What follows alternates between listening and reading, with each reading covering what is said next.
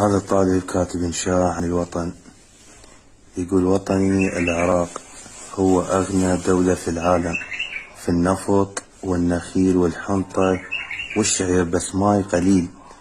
هالمرة سمك ماكو غالي، لحمهم غالي، دجاج صاع الطحين مدري وين يروح. دجلة والفرات خلص الماي مالهن وماكو. جيراننا النهر الجماعة مثل الشخة، يا مطينا يا سادينا. شخة ذاك الرجال حاقد علينا. هذا حال وطني العراق، لا كهرباء لا ماي لا لحم لا دجاج لا شربت ولا هاي شنو مدري وين يروح. الجماعة عنا نايمين. إلك الله يا وطني. هذا كلامه صحيح، بس هو مو منطق الإنشاء، بس كلامه صحيح. يعني هذا حال الوطن، تمام. فأنا راح أعطيه درجة ولو القلم ما يكتب كاملة.